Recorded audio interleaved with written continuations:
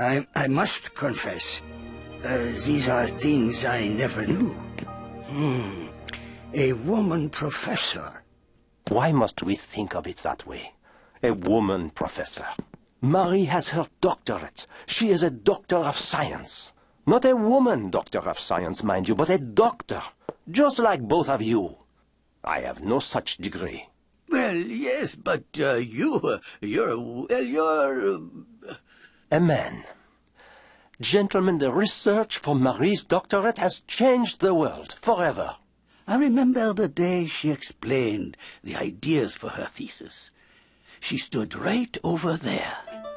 This picture was taken 2 years ago by a German scientist. He did it by using invisible light rays coming from this uranium. You can't see the rays, but they're strong enough to go through metal. They're called X-rays because no one knows what they really are or where they come from.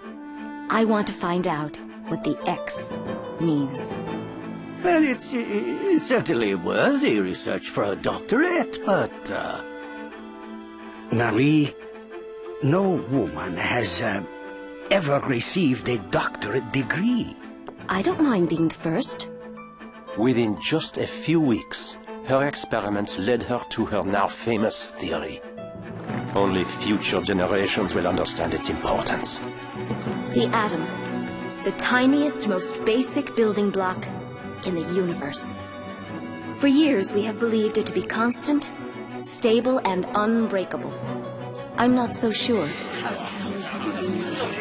I believe X-rays come from the uranium atom, which is constantly disintegrating. The Academy of Science is no place for wild and careless theories. She's trying to change the understanding of matter itself. The theory of radioactivity. It was a leap of genius. Men have been made professors for much less, and still we haven't come to her most famous achievement. She discovered a new element. And yet when we say discovered, people think it merely fell into her lap. Nothing could be further from the truth. To find radium, Marie did the work of both scientist and slave.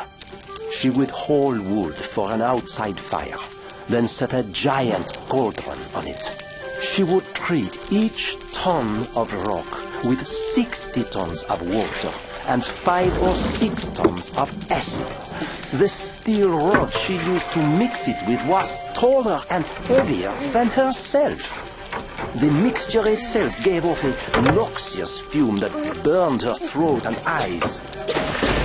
When it rained, she would have to break everything down and haul it inside. Inside, the fumes were more intense, but she kept working.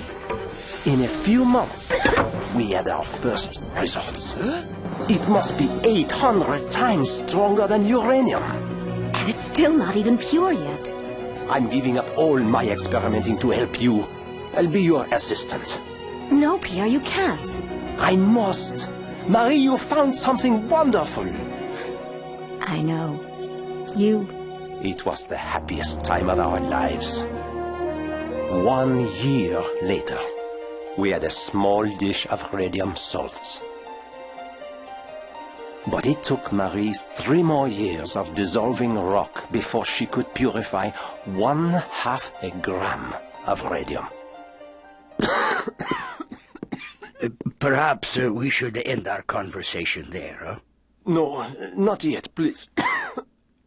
We understand the point you're trying to make, Pierre. You can't understand unless you hear this last part, please.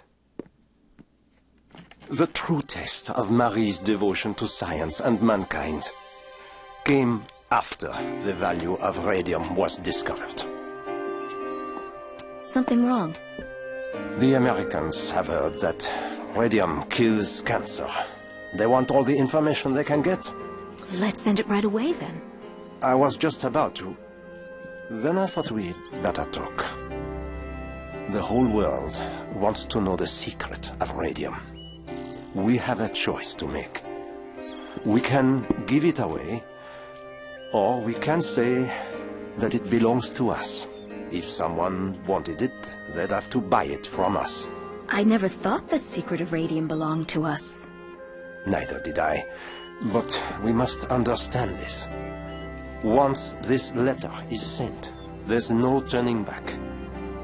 We are choosing poverty over wealth. If radium has the power to help those who suffer, then there's no other choice but to give it away.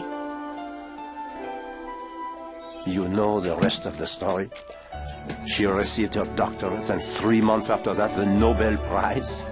The first woman to do either one.